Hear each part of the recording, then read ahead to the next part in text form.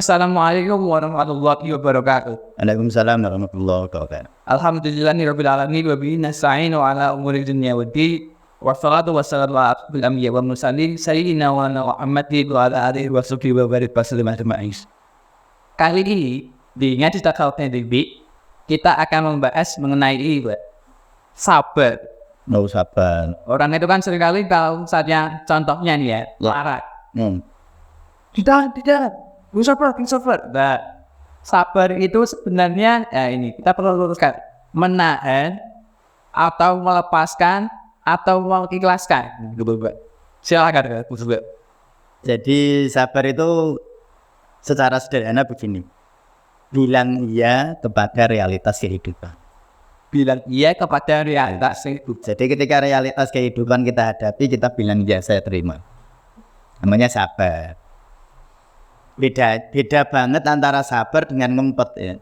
Oh iya. Kalau bahasa Indonesia ngempet apa ya? Nggak ada ya? Dia menahan itu. Ya. Nahan. Ya menahan ya. Jadi sebenarnya sabar itu justru bertolak belakang dengan ngempet.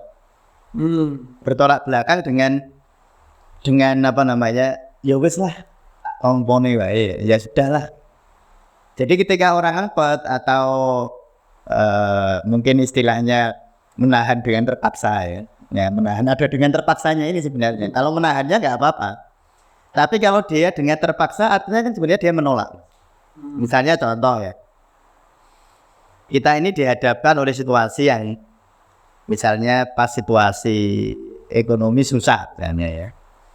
Kenyataannya kan begitu bahwa kita ada banyak kebutuhan tetapi kita menganggap bahwa ini adalah hal yang sedang susah.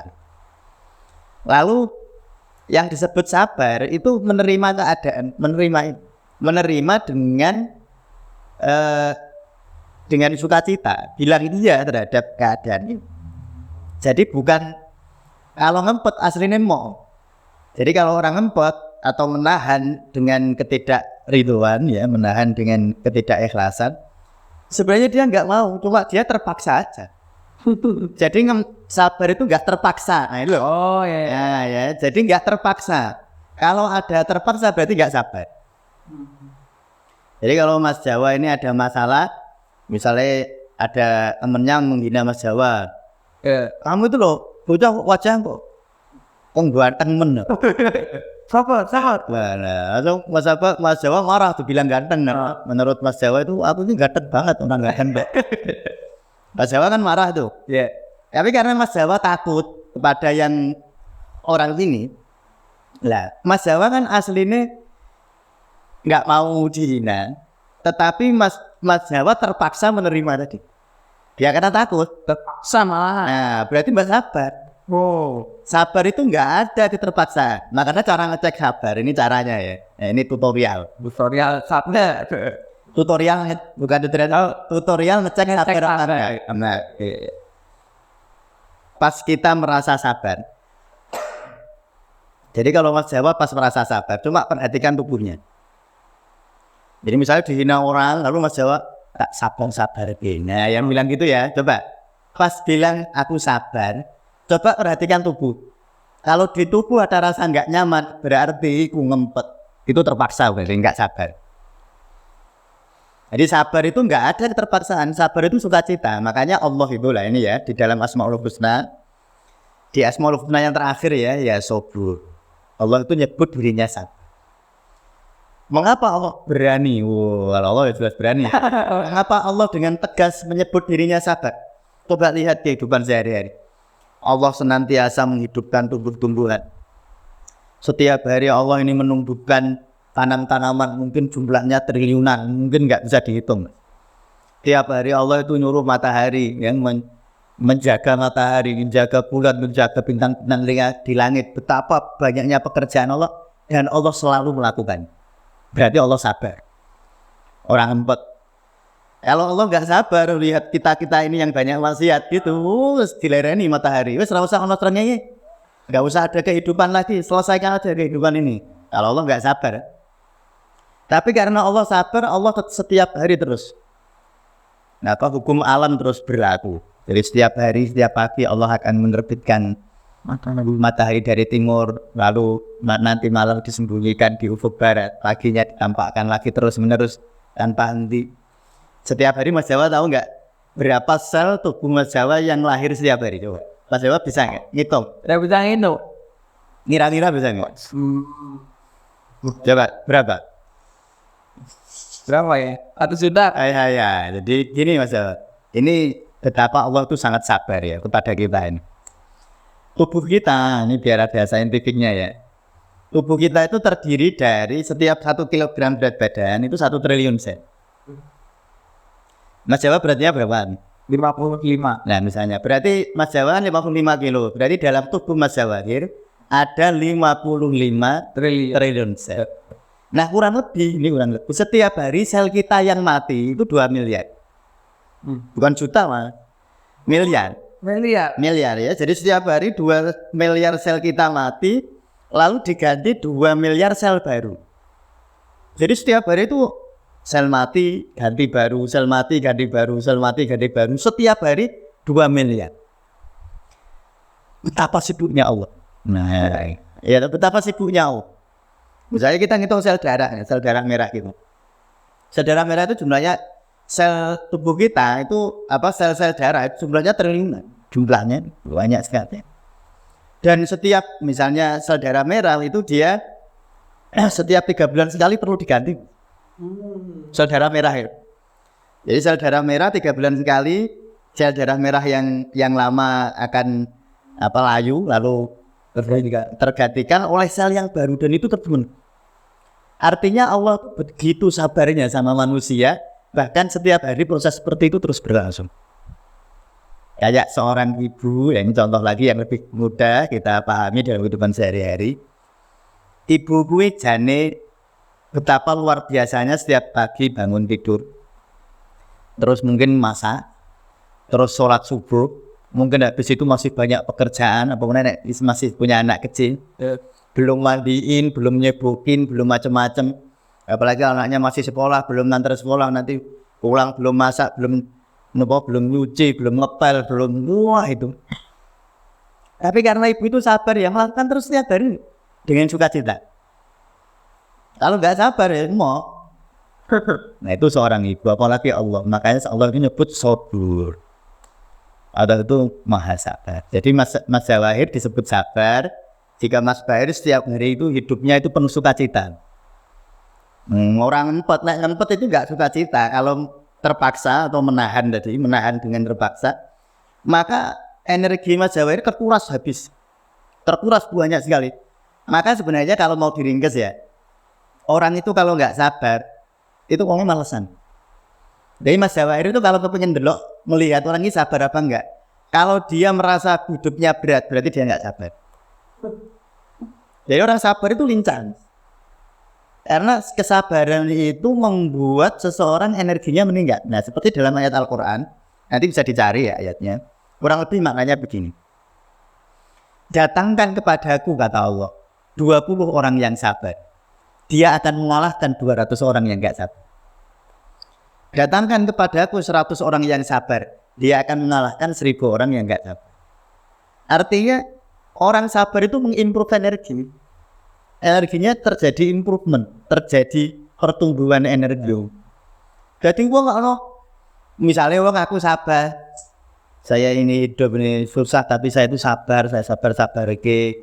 Tapi bendino ngontak ngantuk disuruh apa-apa males, disuruh apa-apa saya capek, saya gini. Iku sabar kamuflase. Sabar kamuflase. Sabar yang hanya kulit tetapi kopong, isinya nggak ada. Jadi kesabaran itu mengimprove energi. Jadi dan kita perlu memahami Mas, energi itu ya. Energi itu di dalam tubuh kita itu ada roh namanya ya. Kalau kita bicara tasawuf sekarang ya roh itu memadat menjadi ji. Ji, kalau orang Cina nyebutnya ji. Kalau orang Jepang nyebutnya ki. Kalau orang India nyebutnya prana, ya. Prana. Kalau orang Jawa nyebutnya nyawa. Memadat ya. Lah energi ini mengalir ke tubuh kita nih, kayak jaring-jaring gitu. Kayak jaring-jaring energi mengalir dari ujung rambut sama ujung kaki. energi ini sering terkuras. Nah, terkurasnya energi ini adalah karena sakit hati. Jadi Mas Jawir kalau stres, ya, nanti kapan kita bahas ya, neurofisiologi, biopsikologi, atau lebih kerennya nanti kita bahas psikoneuroimunologi. Ya. Sebenarnya lebih tepatnya itu psikoneurobiologi, ya, itu lebih bagus sebenarnya.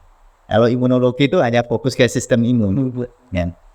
Tapi kalau biologi itu lebih luas lagi, ya. Kapan-kapan kita bahas. Nah, saya akan balik tadi.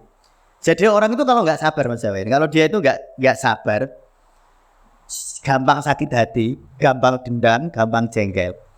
Cita di ruhnya dia itu terus disedot oleh alat semesta. Makanya orang-orang kayak gitu yang gampang sakit hati, gampang dendam, gampang jengkel, gampang marah, terus jadinya overthinking, menyerah turu itu. Dia hidupnya itu capek dia. Hidup tuh capek, padahal nggak ngapa-ngapain. Aku capek. Jadi bilangnya capek terus dia. Ayo diajak gini, aku capek, aku males ya. Padahal orang ngopo-ngopo. Coba bandingkan ya. Ini makanya dalam tasawuf itu ruhnya kehidupan disebut cinta, rahmat. Rahmat itu ruhnya kehidupan. Nah, kita lihat ibu-ibu. Ibu-ibu secara usia misalnya, kalau kita lihat misalnya di ibu-ibu di perkampungan, di pedesaan ya, mereka itu pagi ke sawah, terus pulang, nang omah itu bisa nyapu, masih macam-macam hal, masih terus sore itu mungkin bisa nyetrika atau entah apa, pokoknya gawean rata orang, nah baik, gawean rata leren, capek enggak ibu-ibu? Setiap hari menurut ora kesel. Kenapa? Karena ada gairah cinta di dalam dirinya. Karena energi terbesar itu cinta.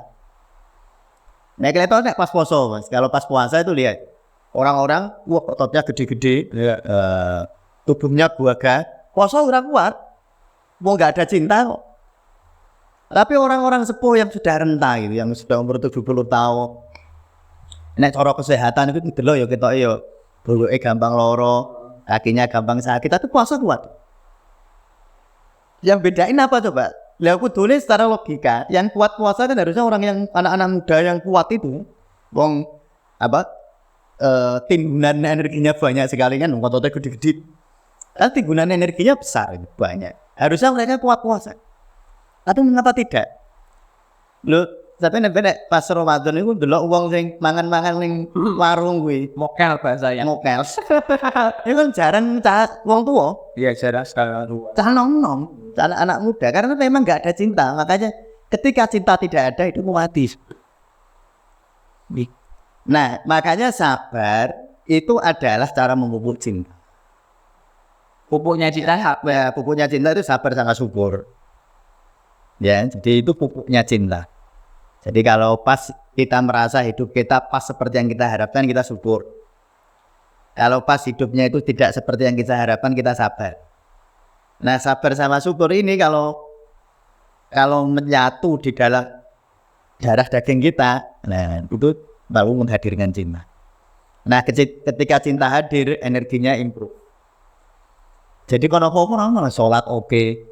Ya, Mas Jawa itu kalau hidupnya penuh cinta, kuliah oke. Siap saya kuliah. Dapat tugas banyak ya oke. Tapi nek sing ora sabar, Mas. Tugasnya kayak mana? Kakek mun tugasnya ya.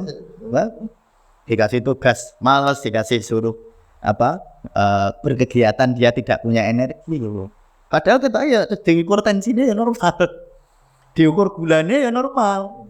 Sepertinya dia punya energi ya. Kalau dalam konsep biologi kan gula itu kan dari ATP namanya ya, dari satu molekul energi yang berasal dari karbohidrat itu.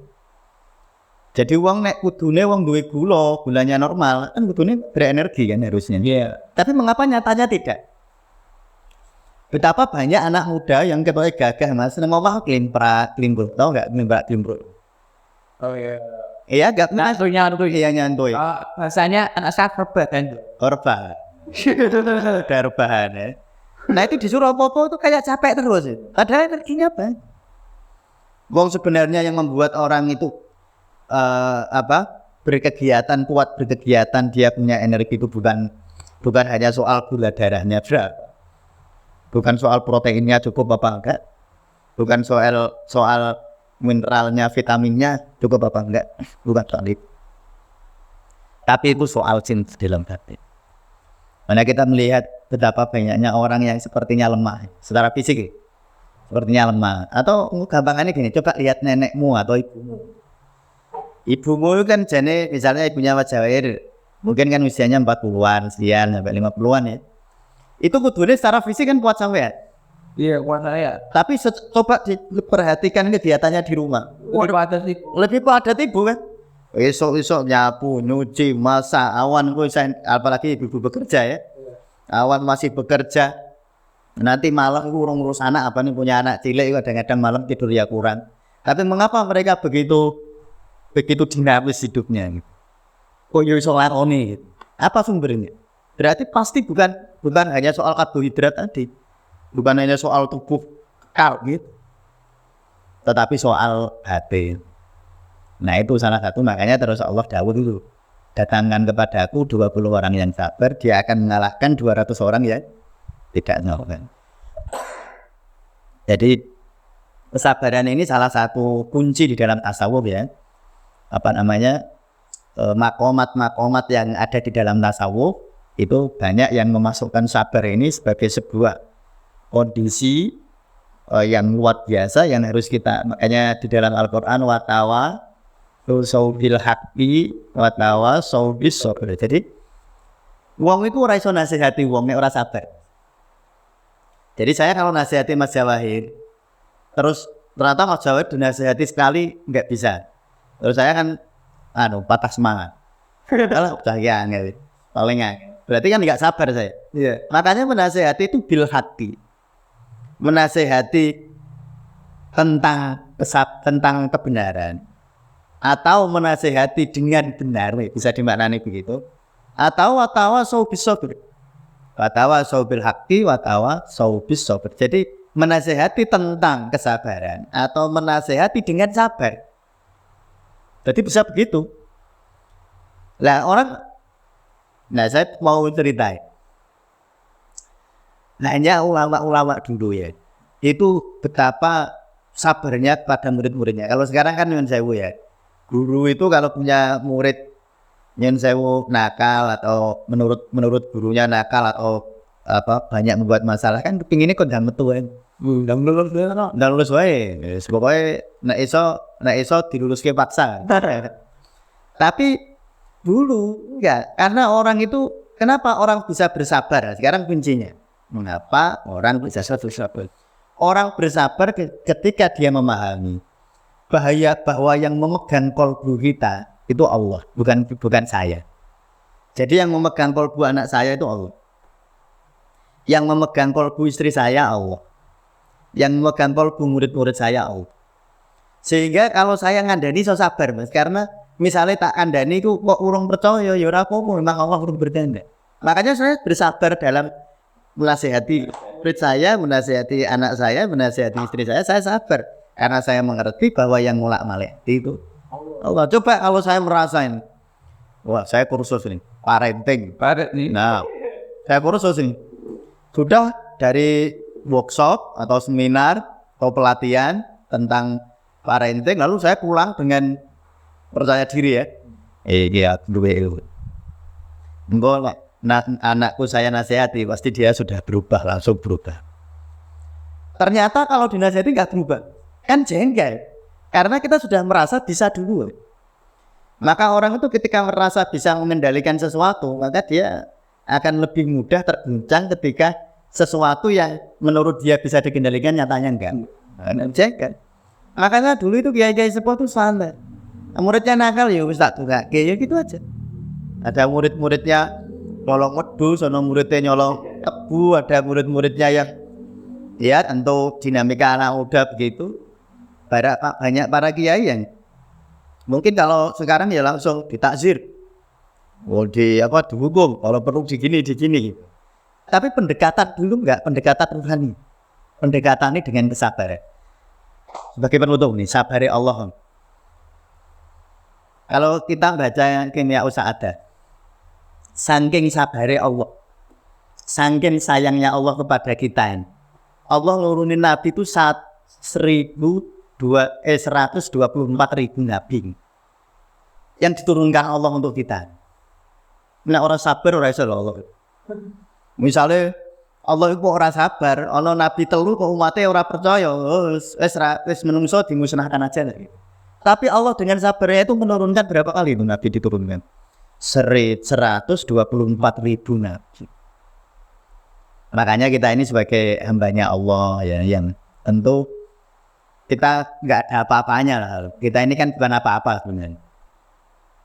Maka ketika kita merasa bahwa kita memang bukan apa-apa, lalu kita memasrahkan kehidupan kita kepada Allah, bahwa yang mengubah keadaan kita, yang mengubah orang-orang di sekitar kita itu Allah, maka insya Allah kita lebih sabar. Dan tadi cirinya ya, ini sabar apa ngempet, ingat ini karena ini penting, karena banyak orang mengaku sabar tapi hati ini loro, itu berarti orang sabar. Jadi cara ngecek kesabaran itu gitu. Ketika kita merasa sabar, kembali kepada diri, kita lihat, perhatikan tubuhnya. Kalau ada yang nggak nyaman, ketika merasakan kesabaran itu berarti kesabarannya palsu. Berarti urung sabar betulan. Sebaliknya, ketika kita merasa sabar, lalu kita penuh gairah, penuh semangat, penuh berwiro, maka itulah yang disebut kesabaran. Ya, kira-kira. Wah, hari ini sabar itu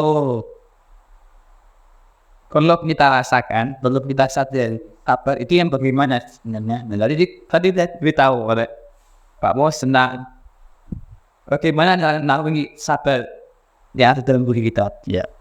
Baik, jika ada pertanyaan atau ada hal yang ingin konsultasikan dengan Pak Bos, atau siapa tahu mau ngobrol dengan kami juga, bisa hubungi kami di Instagram atau bisa terus ada di bawah komentar.